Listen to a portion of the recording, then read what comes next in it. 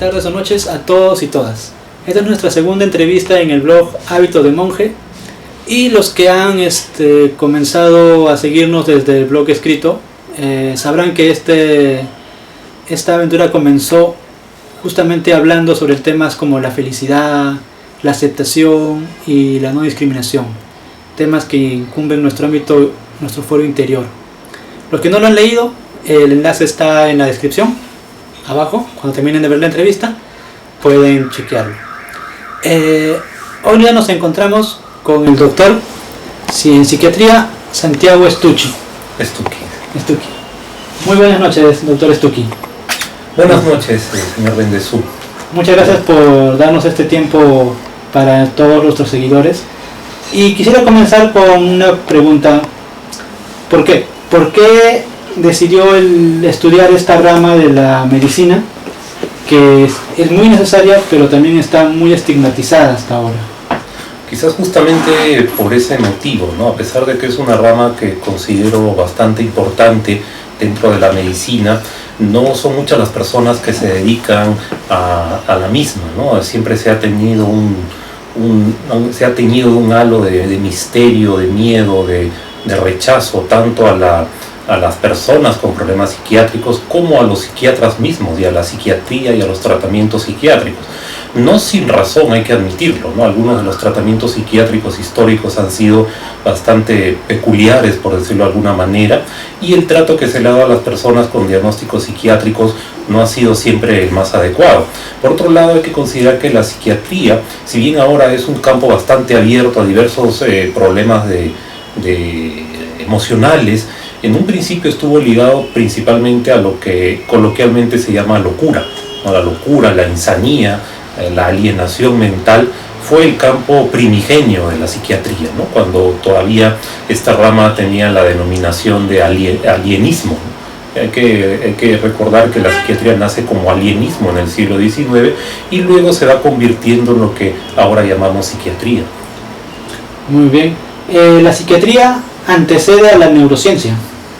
La psiquiatría, podríamos decir que son ramas que de alguna manera se desarrollan por vías diferentes, ¿no? No es una precursora de la otra. La psiquiatría, como decía, es una heredera del alienismo. El alienismo era en realidad una disciplina médica que velaba por el cuidado de las personas que estaban recluidas en los manicomios, ¿no? Que eran lo que ahora llamaríamos establecimientos psiquiátricos. Entonces, el alienismo es que va surgiendo la psiquiatría a lo largo del siglo XIX. Tanto que la neurología es una rama paralela que, a pesar de que tiene como campo de acción también el sistema nervioso, no es una derivada de la otra. Muy bien, doctor. ¿Y cuál es la diferencia entre psicología y psiquiatría? La psicología es una rama del conocimiento que tiene como campo de estudio la conducta humana en general, ¿no? No solo la conducta humana anormal, sino la conducta humana en todas sus facetas, ¿no? En tanto que la psiquiatría se considera actualmente como una especialidad médica que se dedica principalmente al diagnóstico y tratamiento de los trastornos mentales. Eso podríamos decir en términos generales, conceptuales. Ahora, en términos más concretos, la psicología, el psicólogo, la psicóloga, tiene como campo de acción, habíamos dicho, la conducta en general, y lo que hace la psicología es, aplica test psicológicos, puede también dar terapias psicológicas, lo que se llama psicoterapias o terapias de otro tipo, pero no entra actualmente a lo que es el campo del tratamiento farmacológico, ¿no? Que eso sí pertenece exclusivamente a la medicina, en este caso a la psiquiatría. En todo caso, la psiquiatría y la psicología clínica deben ir de la mano para tratar ciertos trastornos. Pueden ir de la mano en muchos casos, sí, definitivamente, no son ramas mutuamente excluyentes. Entiendo. A veces hay este tipo de falacias, como decir, si me siento un poco mal voy al psicólogo, si me siento muy mal voy al psiquiatra. No es así exactamente. No tiene que ser así definitivamente, ¿no? En realidad, como decía, la psicología y la psiquiatría no tienen por qué ser áreas enemistadas ni que se pelean por los pacientes, ¿no? Ni tampoco tienen que ser cuestiones cuantitativas, o sea, si está leve se va al psicólogo, si está grave se va al psiquiatra. No, una persona con un problema que puede aparentar no ser muy severo puede beneficiarse de un tratamiento psiquiátrico, en tanto que una persona con un problema psiquiátrico severo, grave, de la mano con el tratamiento psiquiátrico también puede recibir un tratamiento psicológico. En su experiencia en nuestro país, hace falta más psiquiatras.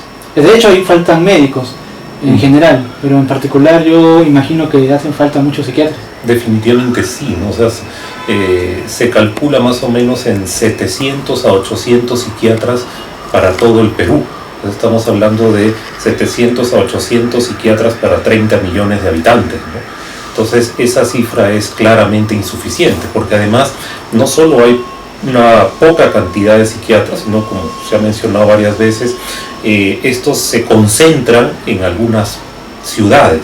O sea, la distribución es muy irregular, ¿no? Zonas urbanas principalmente. Así es, sobre todo en Lima, ¿no? Sobre todo si tenemos en cuenta que según las estadísticas hay como 16 millones de peruanos que sufren o han sufrido algún tipo de trastorno psicológico. Claro, las cifras que nos dan las estadísticas son bastante elevadas, ¿no? ¿Y el término correcto es trastorno mental o enfermedad mental?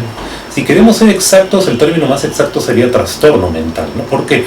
Porque hablamos de enfermedad propiamente cuando tenemos una entidad nosológica con una etiología, o sea, una causa claramente identificada, un pronóstico conocido y un tratamiento específico, lo cual no es el caso de los trastornos mentales, ¿no? No estamos negando que existan, esa es la posición extremista de la antipsiquiatría que niega las enfermedades, los trastornos mentales, pero si queremos ser correctos, cuando hablamos de depresión, cuando hablamos de trastorno bipolar, cuando hablamos de esquizofrenia, estamos hablando de entidades de causa desconocida. Claro, hay teorías por montones, ¿no? Hay teorías que van desde lo netamente psicológico hasta lo netamente biológico, pero etiologías claras no las sabemos todavía, ¿no? Y eso nos guía pues a que básicamente nuestros diagnósticos sean de alguna manera agrupaciones de manifestaciones conductuales o emocionales que tienen un pronóstico más o menos aproximado, y bueno, a eso lo llamamos un trastorno mental, ¿no? Pero no es una enfermedad claramente definida. Entiendo. Entonces, cambiando un poco de tema, uno de los trastornos que más vemos a diario en nuestra sociedad, extrañamente más en las ciudades, es la depresión. Hace poco hubo una frase de una política peruana aduciendo que la depresión es para ciertas personas, exactamente dijo, perdedores. ¿Es necesario una situación de pérdida para caer en depresión? No, definitivamente no. Es una frase que ha sido bastante cuestionada, puesto que la depresión no tiene nada que ver con ser perdedor o ser débil o ser cobarde ni nada por el estilo, ¿no? La depresión es un estado emocional en el cual la persona se siente sumamente triste, abatida, decaída, sin energías, desmotivada, y eso muchas veces sin una causa aparente, ¿no? En otras ocasiones sí hay un desencadenante, un factor estresor que ha llevado a que la persona se sienta así, pero en otras oportunidades no hay un factor claro. Entonces acá no estamos hablando de debilidad, sino estamos hablando de un trastorno que obedece a múltiples factores. Entiendo. Y la depresión y la ansiedad son cosas muy parecidas, van de la mano, una es consecuencia de la otra. Cuando hablamos de depresión y de ansiedad estamos hablando de problemas, no del mismo problema, pero tampoco de problemas totalmente diferentes, ¿no? Le llamamos depresión a un estado, como decía hace un momento, de tristeza, abatimiento, falta de energías, falta de motivación, en tanto que la ansiedad le llamamos a un estado de nerviosismo, como se dice coloquialmente, ¿no? Nerviosismo, tensión, expectativa frente a algo que puede ser peligroso. En la depresión puede haber ansiedad, y en los estados de ansiedad también puede haber cierto grado de depresión. Por eso decía, son conceptos que se entrelazan, no son excluyentes. Y también algo importante que hay que decir es que la ansiedad no es en sí algo necesariamente anormal, no es necesariamente una patología. O sea, todo ser humano, todo animal en realidad experimenta en algún momento ansiedad, ¿no? Cuando está en peligro. Nosotros hablamos de un trastorno de ansiedad cuando es una ansiedad excesiva, o sea, cuando es desproporcional al estímulo o cuando no hay estímulo. Hay personas que se sienten ansiosas sin saber por qué, o cuando el estímulo es muy pequeño. Y por otro lado, cuando esta ansiedad es muy grande, muy fuerte y constante. Ahí es que hablamos de anormalidad, pero ansiedad es algo normal. O sea, una cosa es ansiedad, que es algo natural, y lo que sería preocupante es el trastorno de ansiedad generalizada. Dentro de las clasificaciones psiquiátricas actuales hay un grupo de trastornos que se les llama trastornos de ansiedad. Dentro de ellos se habla de trastorno de ansiedad generalizada, de trastorno de pánico, trastorno de estrés postraumático, estrés agudo, etc. Son los términos que se utilizan en las clasificaciones actuales, pero hacen referencia a estados de ansiedad excesiva y desproporcionada. ¿Cuándo es necesario tomar medicación? O sea, ustedes son los indicados para recetarnos, pero ustedes deben haber escuchado que hay muchas corrientes que van contra el uso de medicamentos por los efectos secundarios.